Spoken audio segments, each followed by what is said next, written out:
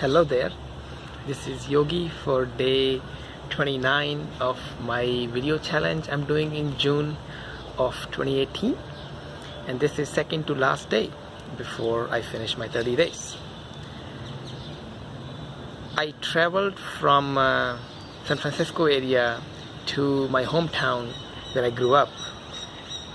Just yesterday I traveled, took this flight, and here it just reminded me of how I grew up here, and it also reminded me of a conversation I was having in the Bay Area one time where we were talking about, are there miracles in life?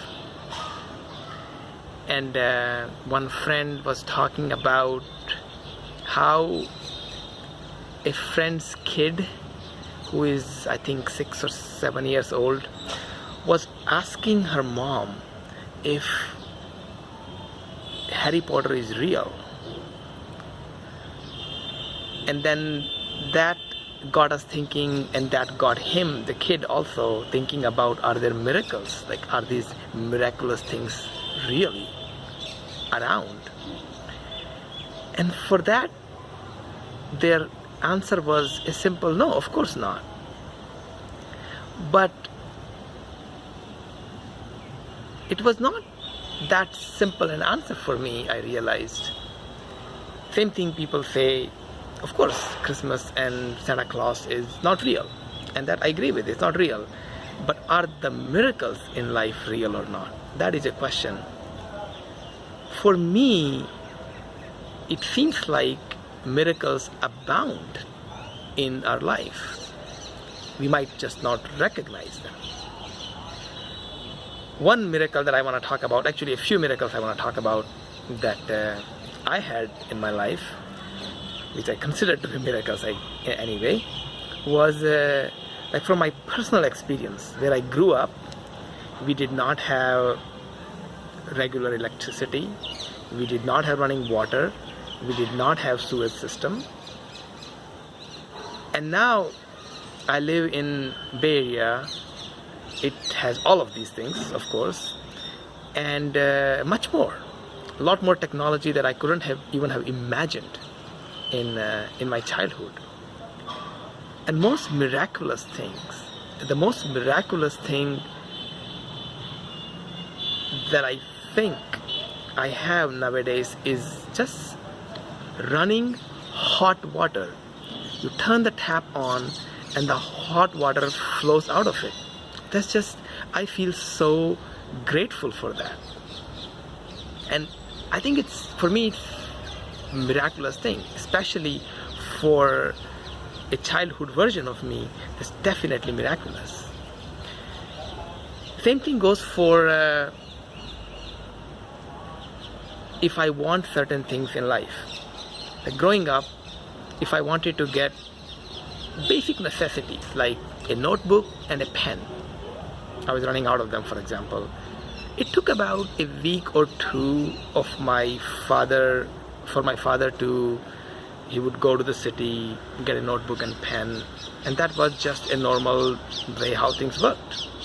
Now, imagine not just notebook and pen and necessities like that, but a lot of things I can order on Amazon and get them delivered just same day, maybe next day.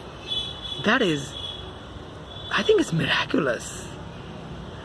Another thing is that just to travel to 5 kilometers to a nearby city in my village, from my village, it used to take us about an hour just to go to the bus station. That would take about 10 minutes.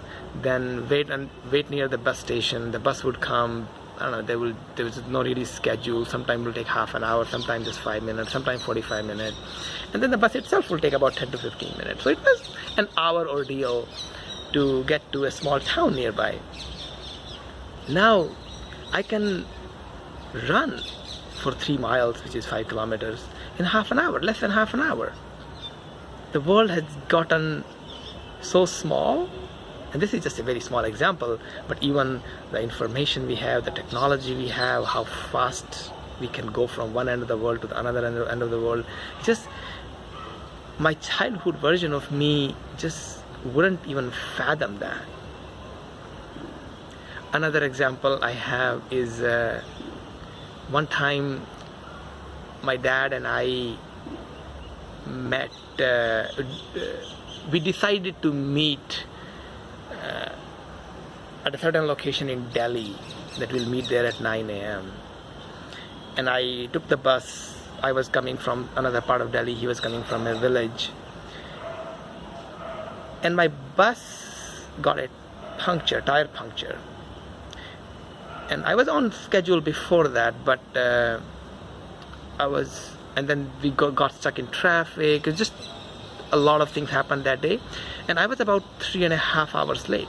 So I reached the predetermined time around 12:30 instead of 9 a.m. And my dad was just waiting there. There's nothing else for him to do other than just wait, because that's where we decided we'll meet. And until I come there, he'll just be there. Imagine that.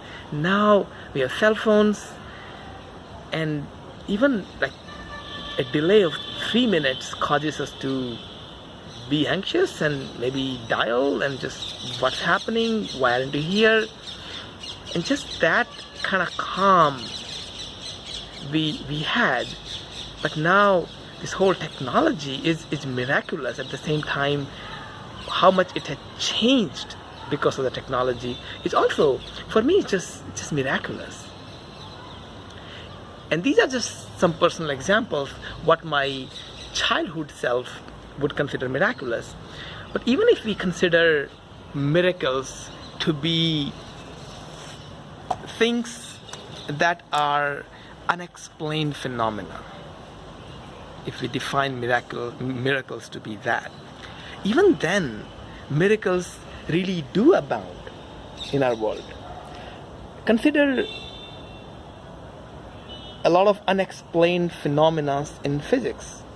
They're happening, and they can be considered as miracles if we view them that way. For example, the nature of dark energy and dark matter.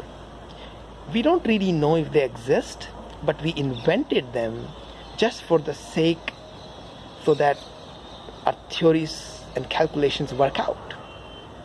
So in a way, it is a miracle, and it is a very unexplained phenomena, this whole dark matter, dark energy. There are other unexplained mysteries around Big Bang, the singularity, and also when we start to look beyond the event horizon, the standard model of physics and the general relativity are not consistent. The one of them has to break down, at least the way we understand it. They become inconsistent. So in a way, we don't quite understand what's going on in the universe. So that is a mystery if we choose to view it that way. We just explain them as kind of ascribing these phenomena, in case of dark matter and dark energy, to just like these made up things. Some people call that made up thing, or not made up thing, but some people call that entity as mystery or God or something. Scientists call that as dark matter and dark energy. So in a way, these unexplained phenomena, even if we define miracles that way, do abound in our world. It's just a matter of how we view them. So in a way, either miracles exist in our world and they are all around us right now, in the present moment, or they will never exist in our world, because we will keep getting used to miracles as we start to explain them, and they will just become normal phenomena. As, for example, cell phone has become for me in the present day and time. Imagine somebody from 15th century coming, resurrecting today. I mean, there's so many miracles in this world, but we don't consider them as miracles because we have gotten used to them.